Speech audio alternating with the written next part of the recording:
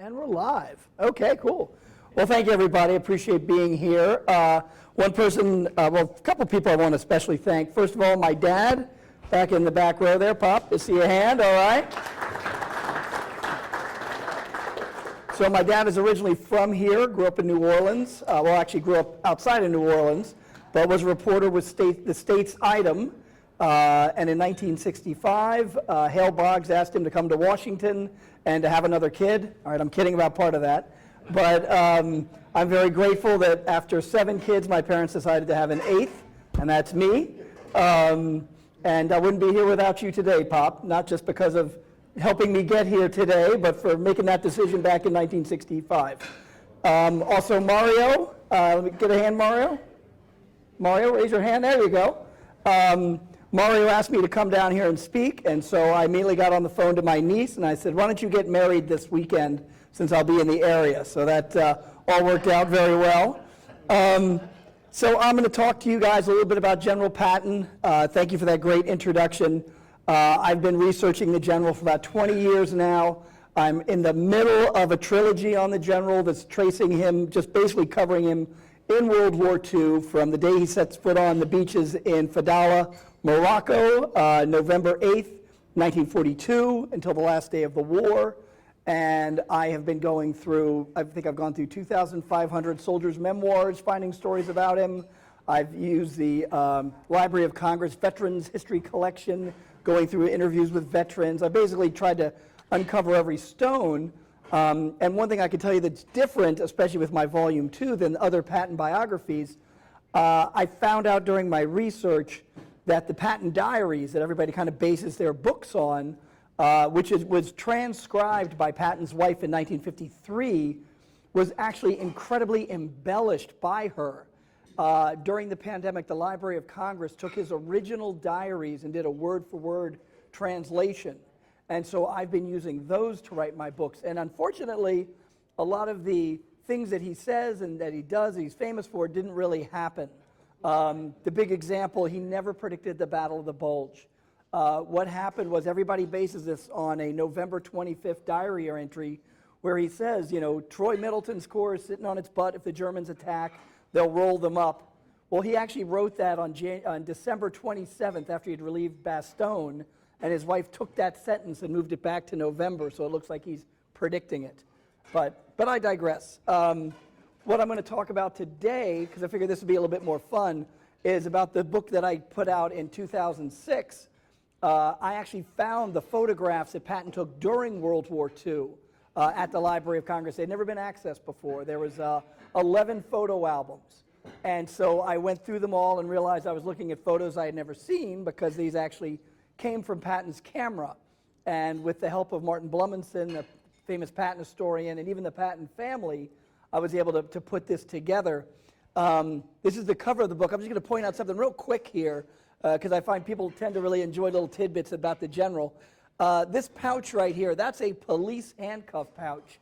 Patton used that to keep a compass in, so that he would always use. So whenever you see that, you'll know that was actually a compass pouch. But it was given to him by a policeman.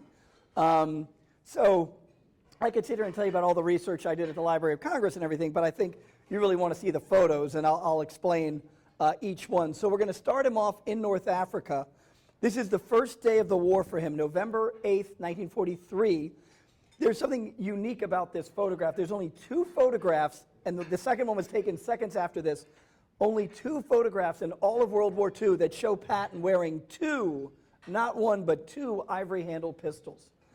He decided after a while that they were too heavy, and as an Army commander, he didn't really need them for combat as much, so he really just wore 1. So I would have all these interviews with veterans that I've done, and they would talk about him wearing the 2 pistols in Europe, and you know, and actually there was just 1, and so they're really kind of remembering the movie. He's actually just come ashore in this photo, and you can see that his pants are soaking wet because he landed in a landing craft and came up through the water, and he came across a assault boat that was stuck on a sandbar. And so he turned to the guys who were carrying ammo and stuff ashore, and he said, stop, drop everything. We got to push this landing craft back out there. So the guys turned to push it, and they turned to the left and the right, and there's Patton pushing it with them. And so they wait for a large wave to come by, and it kind of raises it, and they push it out. So he's really into action before he even gets ashore. And just a few moments after this, he sees an Arab walking along the beach. Now, by the time he gets ashore, it's about 1 o'clock. The troops went in before sunrise, so the battle's kind of moved on. And he notices all the guys are kind of sitting in foxholes, not doing anything. And he sees an Arab walking along the beach with a donkey, and he's picking up American equipment and throwing it on its back. And this really doesn't bother Patton until the guy picks up a American rifle. And this is verboten to Patton, so he pulls out his ivory-handled pistol and fires. The bullet goes by the guy's head, he drops the rifle, heads off. So that's Patton on day one, firing his pistol, getting everybody's attention, and just being himself. He liked this picture so much, he sent it back to his wife Beatrice and told her this would make a great magazine cover. So he's already got himself as the famous warrior of World War II with about 12 hours of combat under his belt. Next photo. So the big objective is the city of Casablanca. It's going to take him 3 days to get there. These are troops from the 3rd Infantry Division. He's standing in the Shell Hotel building, which the Germans had used as a headquarters, and the Vichy French. And so he leaned out the photo and took this picture. And he said it was a great birthday gift because they captured the city on November 11th, 1942, Patton's birthday. So that was him sort of reflecting on history and himself at the same time. And let me just say, finding these photographs was so fascinating to me because as an historian, you're always trying to understand your subject and what they're thinking. And this was just a great resource because, like, not only do I know what he's thinking, I know exactly what he's looking at. And I've always wondered, like, what would it be if George Washington had a camera, or Ulysses S. Grant, or Robert E. Lee, and we could see what was important to them. So this is kind of something Patton left behind that can't be messed with. I mean, we know exactly what he's looking at. This is his son-in-law, John Waters, who was a colonel in the 1st Armored Division. Patton is basically kind of cooling his heels back in Morocco with nothing to do. Eisenhower contacts him and says, I don't think the war is going very well in Tunisia. I want you to go out there as my eyes and ears. So Patton goes to the front for about 3 days, and he's driving down a road, and he comes across John. And so they stop and they chat. Patton says, you know, he looked tired. He had a bullet hole in his jacket, but than that, he looked good. And this photo is significant because it's the last photograph of John Waters before he's captured by the Germans. They're going to launch a huge attack, the Battle of Kasserine Pass. He's going to get captured fighting, and he's going to spend the rest of the war in German POW camps. And it's going to be something that drives Patton through the whole war. I see it in his letters and his diaries. Whenever there was anything from John, like a Red Cross card or a prisoner that had been released, and he said, I saw John Waters, Patton just keeps this in the back of his head, and it's later going to be something he's going to regret when he tries to liberate John from a POW camp later in the war. This is Dick Jensen. This is Patton's aide-de-camp. Captain Jensen, I'm sure a lot of you guys have seen the movie Patton. He's very frank with the general. Their families knew each other back in California. He considered him almost like a son. And this photograph is taken the day before he's killed by a strafing German fighter plane. Now, if you've seen the movie, Patton sends Jensen off, you know, to see about an attack during the Battle of El Guitar. In Patton's letters and in Omar Bradley's diaries, they talk about how Dick Jensen went off to fight with Task Force Benson, and that's when he got bombed. Well, in my research at the Army War College, I found the memoir, unpublished, of one of the soldiers from Patton's staff, and he said, yeah, that whole story was made up. What actually happened was on April 1st, 1943, Patton went against Eisenhower's orders and moved his headquarters 5 miles closer to the fighting. Eisenhower had famously told him and wrote it down. He said, I want a corps commander, not a casualty. He didn't want Patton getting up too close to the front. Well, Patton does this, and he decides to set up his headquarters near a ridge, and he sends this private named Cohen. He says, you know, go up that hill and see how far away the Germans are. And so Cohen goes up the hill, and they get shelled by artillery rounds, and Patton screams for him to come back. Cohen comes running back towards him. He says, you idiot. The Germans saw you on top of that hill and fired artillery at us. And Cohen said, no, sir, I didn't get up to the top of the hill. The Germans are at the top of that hill. And Patton says, no, yeah, I'm not buying that. 20 minutes later, a flight of Stuka bombers come flying over and attack the area, and that's when Dick Jensen is killed. In fact, I was trying to find evidence to prove whether this story was true or not. Well, it happens I had the information on me all along because Patton took this photograph of where he was killed. And now imagine it in your head. So what you were looking at as we wait for the lights to come back on, that was Al Stiller, one of Patton's staffers. And if you'll notice, he was standing in a hole, and there was a smaller hole in front of him. And so what had happened, he's standing in the shell hole from the bomb that was dropped, and the small hole in front of him was the trench that Dick Jensen was in. Now, I'm going to have to kind of improvise here, everybody. So that's North Africa, because I have a feeling, how are we doing? We have a power shortage throughout the building. So Okay. So somebody didn't want me to give this talk, is what I'm... I don't know, maybe Patton was right. It is a conspiracy. So why don't I just kind of talk from the hip here? So that's North Africa. That's going to be till the end of 1943.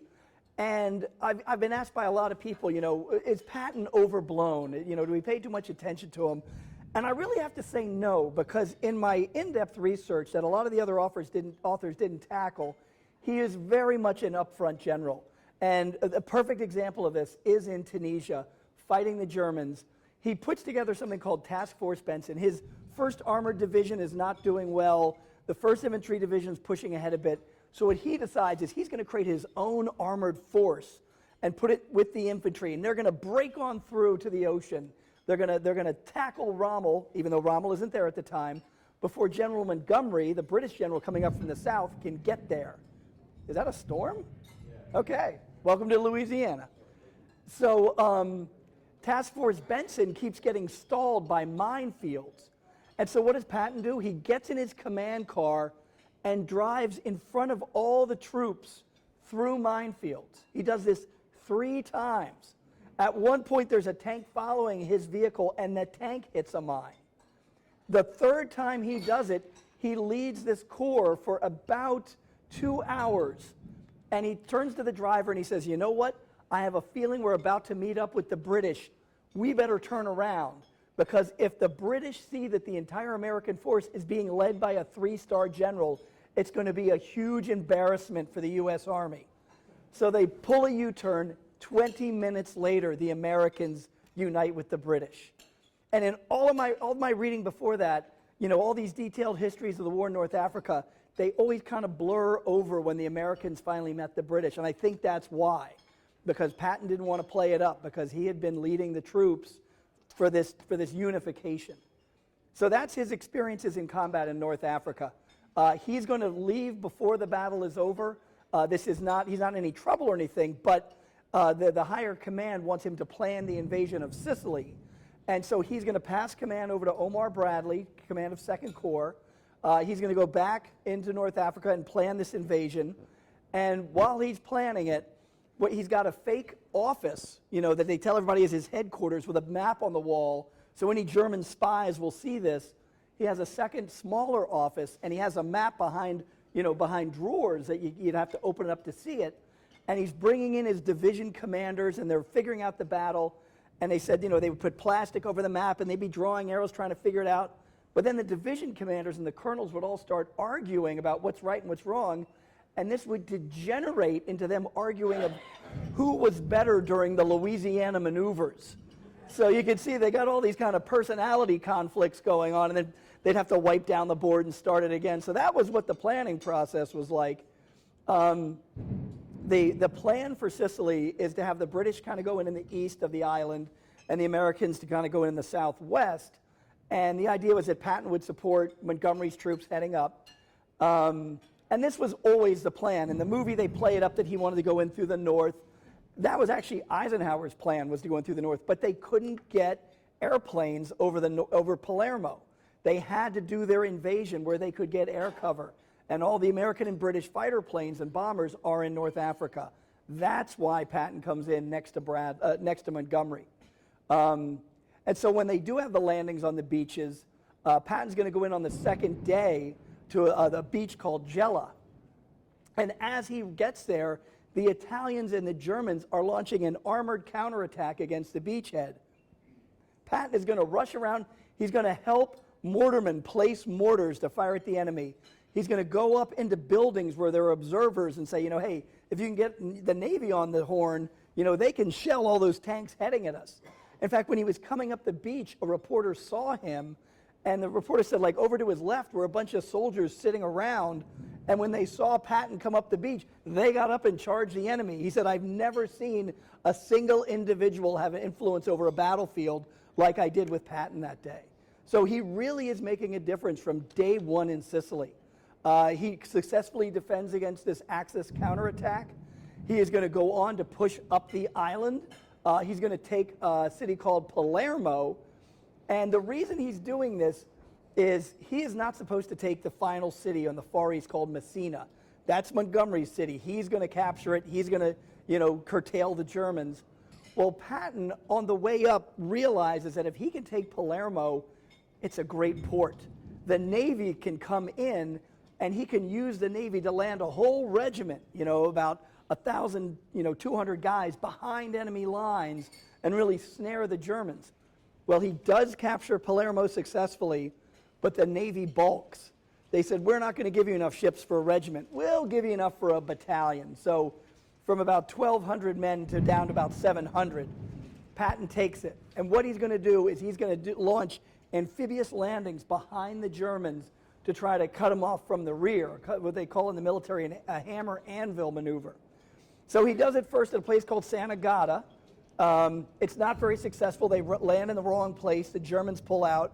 And I can tell you, that's not a place to visit. I went to the spot. It was actually in somebody's backyard. I do not recommend going to anyone's backyard in a place owned by the mafia. I was really scared, but I was able to get a photograph. I was happy about that. He launches another one at a place called Brolo, and having gone to Brolo, there's a large castle right on the water, so I figured the Navy could see that castle and know where to go. Now that amphibious assault is much more successful. They do get discovered on the beach. The troops go up a huge hill. They're calling in the Navy. The Navy is shelling the area while the other troops are pushing east. It's everything Patton wanted. It's this perfect, we got them right in the palm of our hand.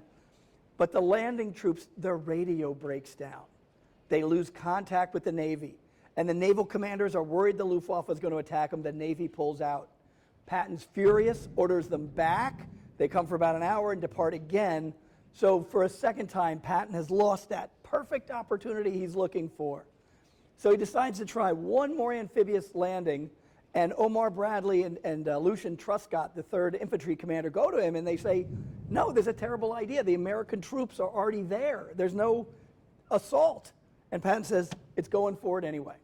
And so he launches this amphibious assault, and as it's coming ashore, one of the Army guys there's a bunch of tanks and landing craft. He sees the Americans on the shore and he thinks, oh my God, they're going to think we're Germans or something. So he orders everyone to turn their tank turrets sideways in the ships so they can see the white star. So nobody fires on each other. It's a successful landing, even though it's behind the lines. But I think what Patton's doing here is he's preparing the Army for future amphibious invasions. He knows there's a bigger war going on. It's going to be in Italy. There's going to be in France. The more training we can give these guys in combat conditions on amphibious landings, the better. And so he never wrote that or anything. That's just my interpretation of what he's doing. So Sicily is a huge success, but he has 2 pretty big scandals that are going to follow him. During the race to Messina, he talks to one of his officers and he says, how's it going? He goes, terrible. We got so many gold bricks, so many guys that don't want to fight. They're just hiding out behind the lines, not doing anything. And this infuriates Patton that he has troops that don't want to fight. And unfortunately, I know this is true because I interviewed a tanker who said that when he got ashore, him and his buddies just went and occupied a house for a week, and they would run after trucks and the other GIs would throw them out food. And he said finally one day these trucks came down into the town and the commanders had bullhorns. They said, okay, all you shirkers, if you get in the truck now, you won't get court-martialed. But if we find you later, you will. And so he did and returned to his unit. But that's one of the problems that's going on in 7th Army. So with that feeling in his head, Patton goes into a hospital. He's talking to the wounded. and he comes across a soldier from the first Infantry Division who's kind of just sitting on the edge of his bed, and he's like, "What's wrong with you?" And the soldier says, "I just can't take it anymore." And this enrages Patton. He grabs him by the lapels, shakes him, tells the doctors not to let him in, leaves the hospital, and goes to another one the following day, and the same incident occurs, this time with a guy from the 45th Infantry Division, and this time Patton smacks him, knocks his helmet off.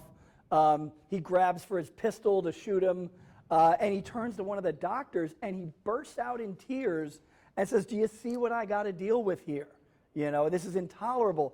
Patton was a very emotional person, very heavy swings from depression to very the bright happiness. And so this is one of those times where he just gets very emotional. Omar Bradley's going to get word of this. Eisenhower, the press, the medical corps, both report it. And Eisenhower has a very tough decision to make. Do I get rid of the one guy who knows how to beat the Germans, or do I send him home? Do I keep him?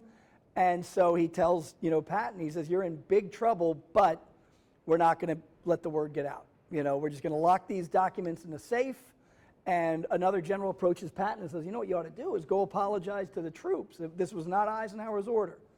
Patton goes around to all the different camps and gives this apology. A lot of the guys don't know what he's talking about. Other guys applaud him, because they don't understand what's happened.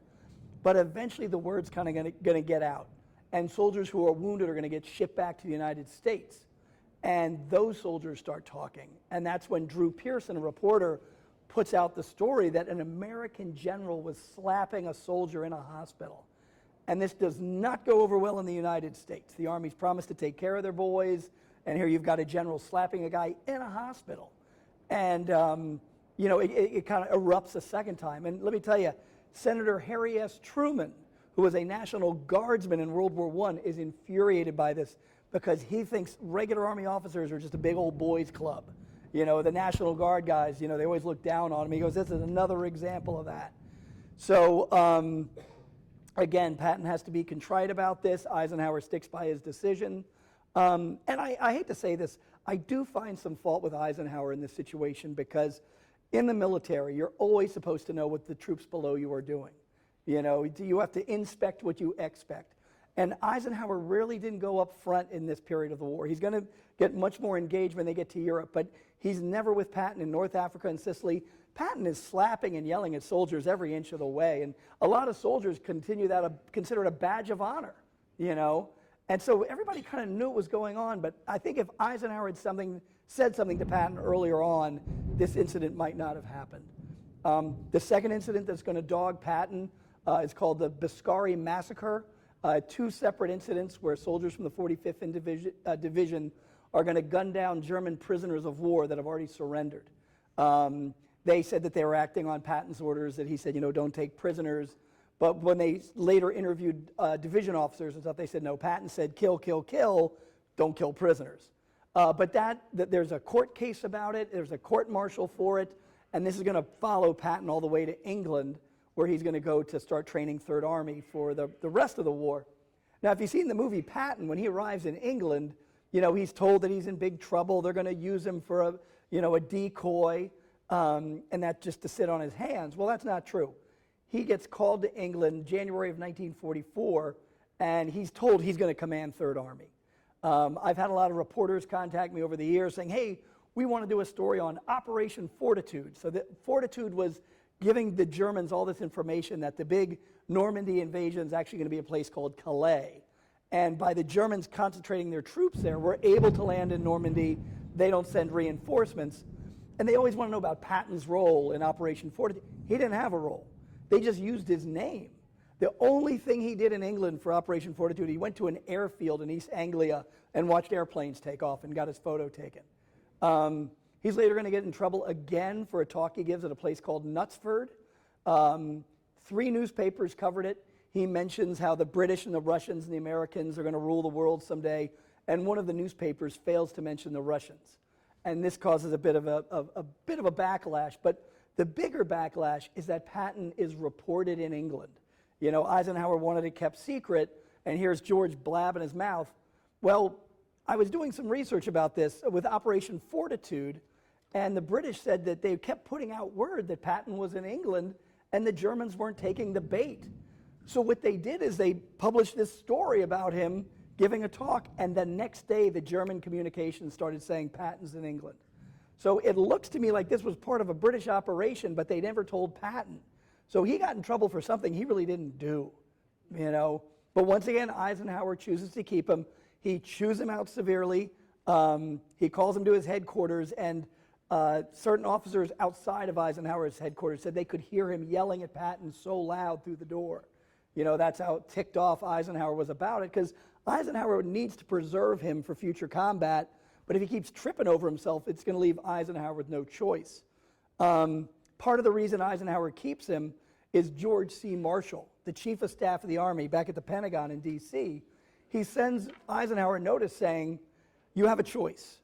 You can either send home our most experienced Army commander or replace him with someone who gets along with everybody but has never seen combat before. And I think he was kind of giving him an obvious choice by doing that. So Patton's going to stay in command. He does not go in on D-Day. He's not even going to go to Europe until a month after D-Day. He's going to arrive on July 7th, 1944, and he's going to wait for enough troops and tanks and divisions to get into the line. And then on August 1st, Third Army becomes active. And the entire army had been fighting for yards, you know, in the hedgerow country of Normandy. The Germans have very stout defenses. The way they break through it is they send bombers over, and they basically carpet bomb a rectangular area between Saint-Pierre's and Saint-Lô. And this just wrecks the German army. It kills a lot of Americans when bombs fell short, but it basically opens the door. And Patton's given a lot of credit for rushing tanks through this open corridor. It actually wasn't him. It was a general named Troy Middleton, who was a native Louisianian. He was a corps commander under Patton, but by looking at Patton's daily diaries, he was nowhere near the area when Middleton changes his mind about sending infantry in and sends in 2 armored divisions. And that's going to change the whole face of the war.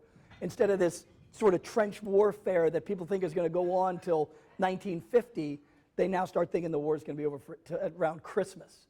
You know, the soldiers in the foxholes, their whole attitude changes. It's a whole different army. And Patton's going to use his Third Army to kind of break out and race across France. They're going to try to snag the German army at a place called Falaise. Patton kind of lies. He says he's a lot further along in his progress than he really is. Omar Bradley decides to split Patton's army in half of it try to close it, the other half go east, and it kind of allows the Germans to escape.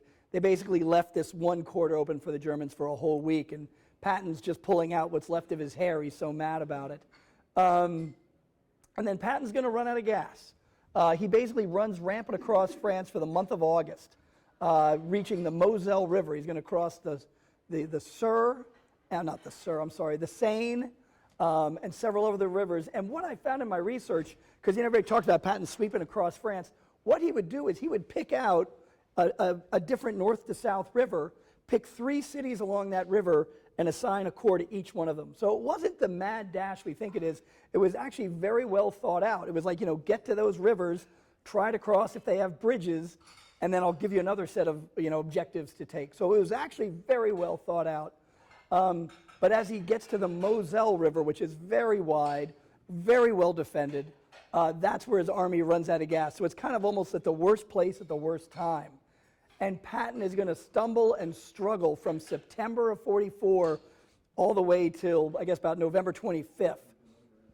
He's got no gas, he's out of supplies, so he's slowly accumulating these forces and what he needs for the attack while watching Montgomery, parachute into Holland with Operation Market Garden. And once he gets the troops and the fuel and everything he needs, he takes the city of Metz, which has really stymied him. There's all these old French forts there from what's called the Maginot Line. And he tries taking it with a regiment from the 5th Division, then the 5th Division. And then when he realizes it isn't going to work, he makes his whole Third Army attack. And it's basically a huge crab claw where they sort of cut it off in 2 spots and finally capture the city. I can tell you that a bunch of soldiers were standing in Metz from the 95th Division, and Patton rolled by, and they didn't even think to salute. And he had the car back up. and they all saluted. And the only reason I know that story is one of those soldiers' names was Roy Carlson, who lived across the street from me growing up. And Mr. Carlson would always paint his house in August with long pants on.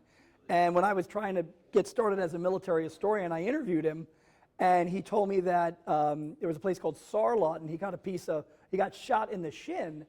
And when they brought him back to the hospital, they said they put up an x-ray of his shin, and the doctor said it looked like a map of the Philippines. That's how shattered it was. And he said, that's why I always wear long pants, because my leg is so scarred up from all the surgeries. So let's get to the Battle of the Bulge. So even though he doesn't predict it, I can tell you the Germans, he was the only American commander the Germans worried about in the Battle of the Bulge. When they were planning the whole thing out, I can't think of the German field marshal's name, but he commanded the 7th Army, and he goes, hey, wait a second, guys, we're making all these plans. I got Patton on my flank. I've studied him. He's going to turn and attack us. All these other guys we don't have to worry about, but Patton's going to do something. And they said, don't worry, we'll give you a whole armored division. You can hold off Patton. And they didn't. Patton, meanwhile, he's crossed over to the Saar River. He's getting ready to go on the offensive again. He's planning this huge operation called Operation Tank. And basically what it's going to be is he has managed, well, his air commanders managed to corral all the Allied air commanders and agree to do a huge carpet bombing, even bigger than Cobra, to just plow out everything in front of Third Army and have it race into the Rhine River and into Germany. Instead of Cobra, which was 1 day, this is going to be a 3-day bombardment. They figured out where all the German troop concentrations are. And so he's really preparing for this when Omar Bradley's chief of staff calls him up on December 16th and says, we need to take away 10th Armored from you. And Patton flips out. He's like, these guys have paid in blood for every inch.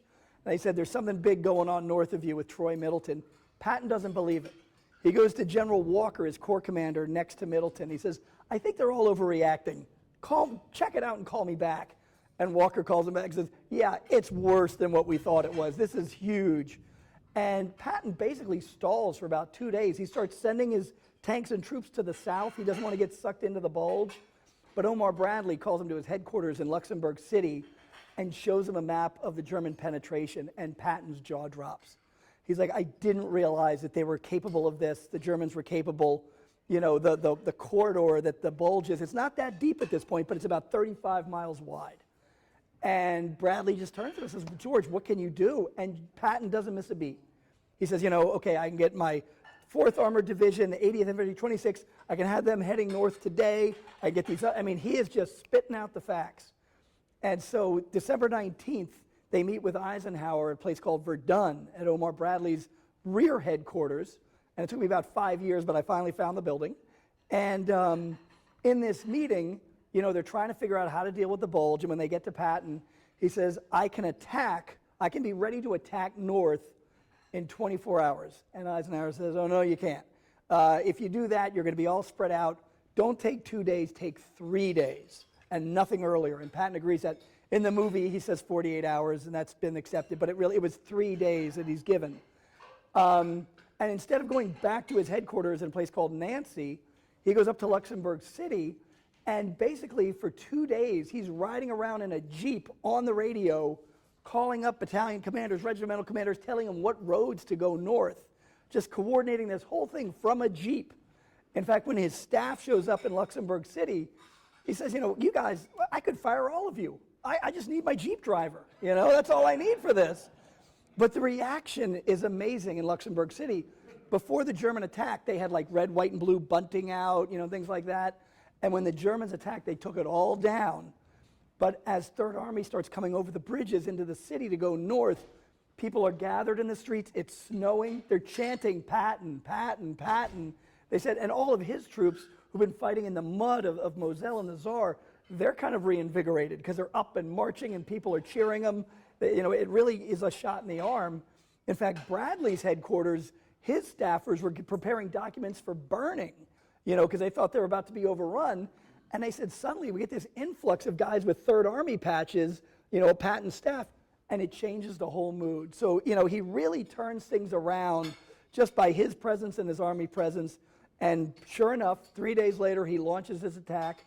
he uses a tactic that he starts using in August, he's going to keep using, and it's to not use artillery to open an attack, to surprise the enemy, because the enemy's always, wherever the artillery barrage comes, the troops are going to come. He launches the attack in the Battle of Bulge without an artillery prep.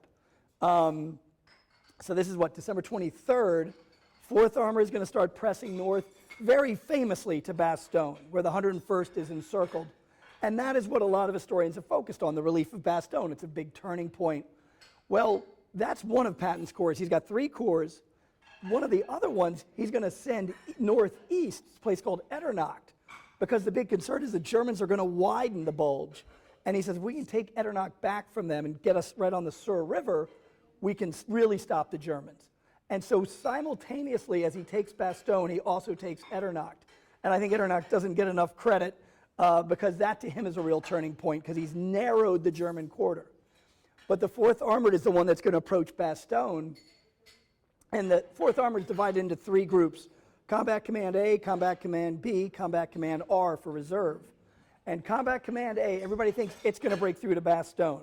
So much so that General Maxwell Taylor, the commander of the 101st, who is in D.C. when the battle starts, he gets in a Jeep and he's following them because he wants to be the first guy into Bastogne to take command back of his troops.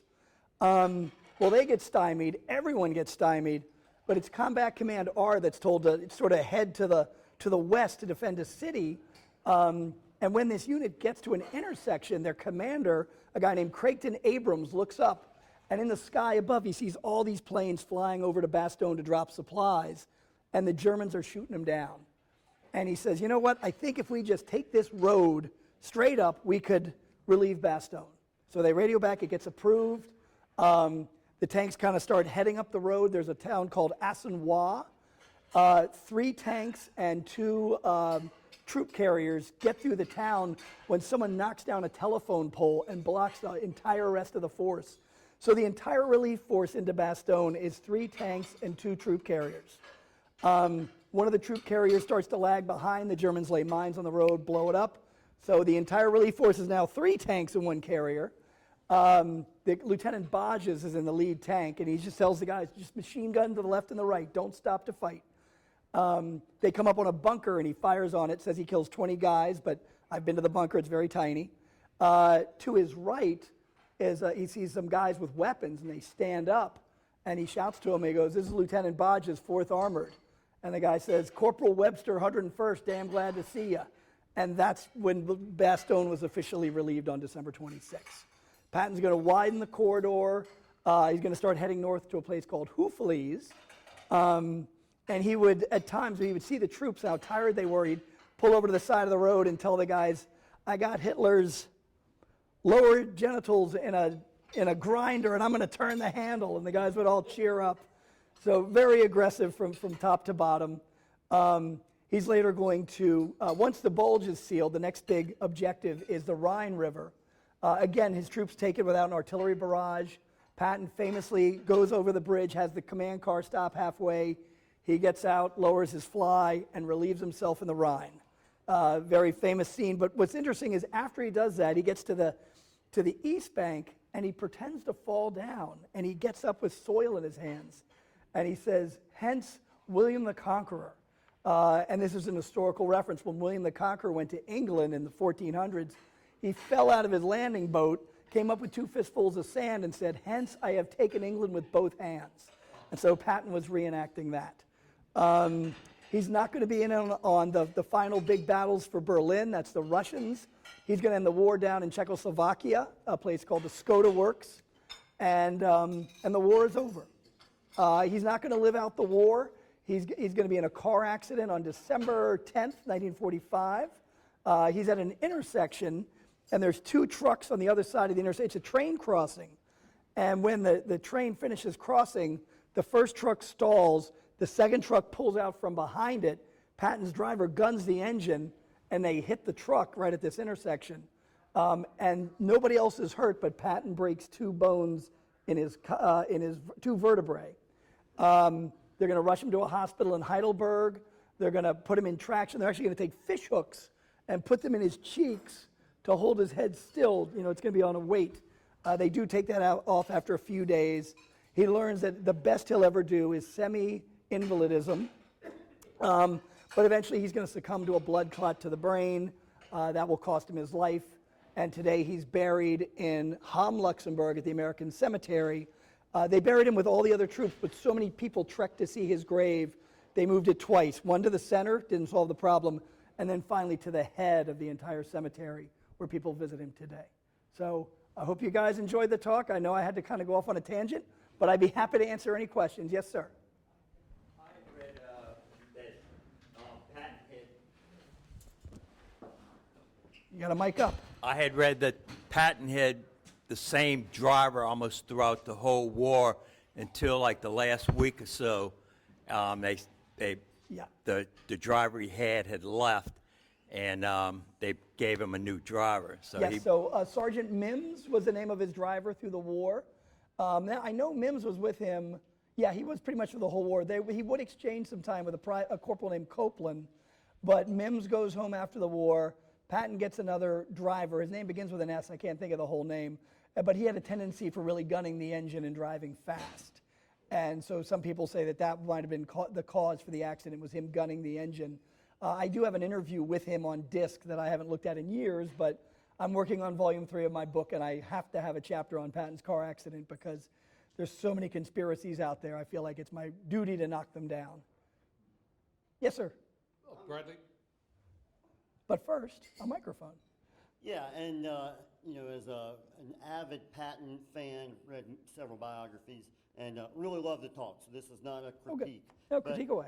What I keyed in on, do you like Patton? Because everything, the recurring theme, you kept knocking stuff down, like all these sacred totems that we all love Patton for, and it just seems almost like it's your goal to go and destroy be an iconoclast. Right. Well, it's funny because it's like I do feel like I'm fighting against the movie everywhere I go. And then discovering his original diaries, and in fact, I did never want to criticize Blumenson or Carlo d'Este. My predecessors were very good to me. The Patton family would not allow those original diaries to be released for decades, so they didn't even have the opportunity to see the real diaries. When I was young, I loved him. As I got older and learned about his racism and his prejudices and cheating on his wife, that kind of, stung. But it was interesting in writing my last 2 books, a lot of the reviewers would say, Mr. Hymel reveals a lot of the truths, but Patton's accomplishments still stand, unconquerable. So I do think he was our greatest general of World War II, but I also know that he's human and has his faults. But there's so much myth making about him that I do feel a responsibility, it didn't really happen like that, It comes across so much. Yeah, well, remember, I had to ad-lib this whole talk. Yes, sir.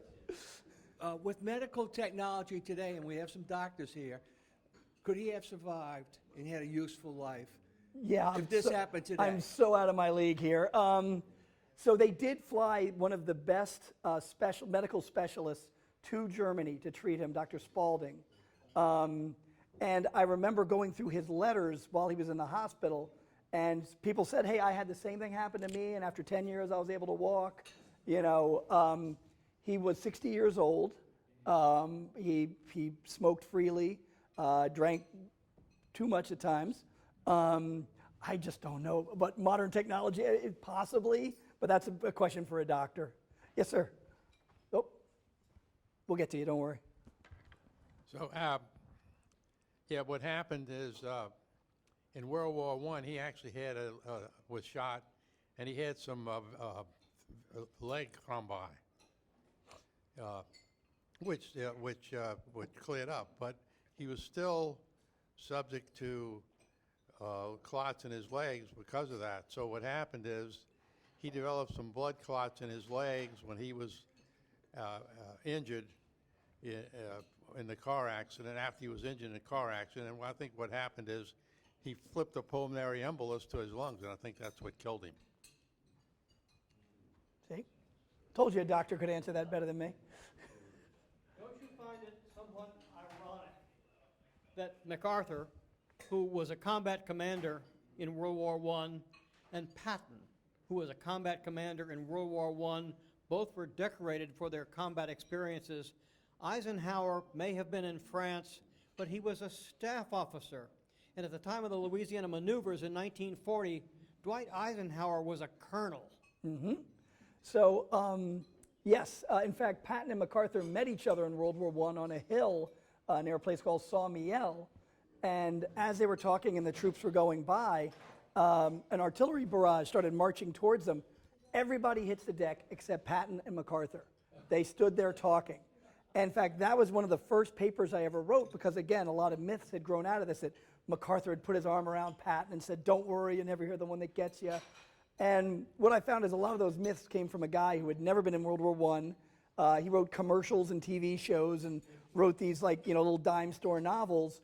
And Patton recorded it the day after it happened. So that's the most accurate telling. Now, as for Eisenhower, he never went off to France. He was in the United States the whole time during World War I. Patton always held that against him. There were two things Patton would hold against you if you were a division commander, corps commander, if you hadn't gone to West Point, and if you hadn't served in World War I. Because you've got guys that are performing well, and he's not experienced enough. It really made a difference to him. It was very important to him. And when his criticism of Eisenhower, in North Africa, he would criticize him, but he'd say, but you know what? I don't know anyone else who could do the job he does. It was always caveated with that bit of respect. But by the time you get to Europe, and Omar Bradley and him have these discussions numerous times, it's like, he keeps giving in to everything Montgomery wants. It's driving us crazy. Why isn't he supporting us? And at one point, he has dinner with General Simpson, commander of the 9th Army, and he says, isn't it amazing that I graduated West Point this year, you graduated West Point the year after me, who's the Hodges, 1st Army commander, he graduated around, he failed out and enlisted, and now, and the three of us are being commanded by Eisenhower, who's never seen combat, so it was something that he would always pinpoint on. Yes? I have a picture of my dad in 1938 guarding an unknown soldier. Hey! Why is it in color? I'm kidding. Yeah, so your father, when he did that, looks like he was part of a cavalry unit. So there was a cavalry unit of Fort Myer. They started doing the guarding before it was passed over in 1958 to the old guard. Yeah. Thank you. Thank you. Any other questions? Yes, sir, in the way back.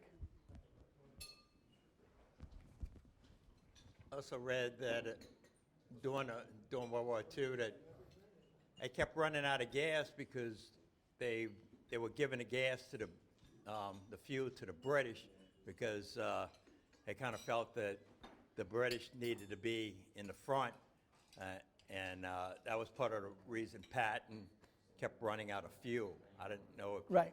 Did you know about that? So what originally happens is everybody runs out of fuel, and then they've got to figure out, well, we can't give it to everybody. Who are we going to give it to? And Eisenhower's decision is to give it to Montgomery and parts of 1st Army, which Montgomery wants to have help him, because he has all the ports in his area. And there was one thing the Allies wanted, it was ports. And it was actually something General Marshall had written Eisenhower about also. So that was really Eisenhower's motivation. But, to see how fast Patton's 3rd Army is driving across France, I honestly believe that he had just kept giving the fuel to Patton, he would have at least crossed the Rhine River. And several German generals have said the same. They said, your all's mistake was stopping when you did. If one of you guys had reached the Rhine River, we all would have freaked out, and then you could have just turned north and rolled it up. So that was a decision Eisenhower made. In fact, one of the reasons he approves Market Garden, the liberation of Holland, is because he's got all these airborne divisions, and airborne divisions supposedly don't use up any fuel because they're on the ground. Well, you got to use airplanes to get them there, and you resupply them with planes. And up to this point, all those planes were used to deliver fuel and take out wounded for Patton's 3rd Army. So, even though they're saying, well, you're using airborne troops, it's still taking away from Patton. But you are right. Yes, sir. Isn't another aspect the political, that the British were being bombed by V-1s and V-2s, and the launching pads were in that northern part of Europe and Germany. So Churchill was of a mind he had to get the coast. He had to have the German coast to prevent the suffering of the British population. Yeah, so that is an element of it from the Winston Churchill point of view. I've never seen anything in Eisenhower's letters saying that that was an influence. Now, it might have been with George C. Marshall, and that might have been his motivation, but it's really, they talk about getting the ports. Now, obviously, if they take the ports, they take the launch sites. For the V1s, now the V2s are launching all the way back in Germany. There's nothing you can do about it. But that was a severe concern of the British. They said it was like they were being hit on the head with a hammer. That's right. And there was nothing they could do about it. Patton does record when V2s are being launched. In fact, he's in London when some V1s hit before he takes off. But I didn't really see anything in his letters or diaries that made reference to the V1 problem, even though it was a serious motivation for the British. I've even seen a report that Churchill was considering using poison gas on the German population just to break that deadlock. Yeah, well, they're using desperate measures. Maybe we should consider them too. Yeah. Gas was never used during World War II. Yes, sir. Have you driven that coast road? In Normandy or in Dunkirk or? No, I'm talking about Market Garden. So Market Garden, I've been to all the bridges in Holland. But have you driven that road? You've got salt marsh to your left, swamp to your right. It's a 2-lane road. It's lined And- with trees. And if you disable the first tank, nobody can get around you. Right. Yeah, so all the roads were raised, because you're talking about Holland. And there's only, what is it called, Death's Highway? There's only certain elements of Death's Highway that are still there and drivable. It's been overtaken by a lot of highways. But yes, on our tours. And it's not really as much, well, I can't say I didn't get out of the bus, but I don't know if it's swampy, but it's definitely low and flat. There's no place to hide. So yes, I did. Yes. We're going to end this with my comments. As the post commander of this American Legion Post 23, I have a personal experience with my father, who received a field promotion by General Patton in North Africa. What had taken place several nights before, he was bivouacking. My dad was an anti-aircraft officer in charge of as a captain, in charge of a group. I'm not sure exactly the size of the group, but in any case, one of his sergeants, as they were sleeping, came up to him and said, "They're panzers that just reached the edge of the river, the ledge of the river, or the dry riverbed." And my dad said, "Be quiet, inform everyone else to be quiet, and tell them to remove the firing pins on our anti-aircraft weaponry. Also, remove the breeches on the back of the weaponry, and also take the distributor caps off of the vehicles pulling these weapons." So the next day, and he said, "And we're going to not march out, but we're going to crawl out on our stomachs." So, of course, what happens the next day is they have a Jeep passing, and my dad says, "Oh my God, that was either 2 stars or 3 stars that just passed." And the Jeep backs up. And it was General Patton. "Who's in charge here?" And of course, my dad said, "I am, sir." He said, "I have never seen such a condition of a U.S. Army group. I'll speak to you back at headquarters." "Yes, sir." So when my dad got back to headquarters, cleaned up, and the colonel, who was very close to my dad, said, "General Patton wants to see you." And General Patton said, "Sir, we have some interesting facts. General Patton wants to speak to you." So my dad enters. "Captain, I want to commend you on doing a job well done. If people were more like you in our Army, we would be able to win this war. You are thinking on your feet. We didn't lose one vehicle, we didn't lose one weapon, and we didn't lose any men. So I'm raising you from a captain to a major, and you're going to now be with headquarters under Omar Bradley." And then my father was raised to a position of lieutenant colonel under Omar Bradley. In fact, my dad used to play pitch and catch daily with General Omar Bradley. So with this insight that he chastises protocols that are not being mastered as far as military protocols, but he will definitely honor the people who are trying to do what is right. Anyway, I just had to share that with you. I'm glad you did. Because that was kind of embellished as I was growing up. And then to watch the movie where he's, you know, General Patton, very brash general in the movie. Patton is with George C. Scott using his gloves, and he's not being very polite to a man who's, oh, I'm afraid, and so forth. I certainly understand that position as well. It's good to be able to understand all positions. Thank you so much, Mr. Hymel. Happy to do it.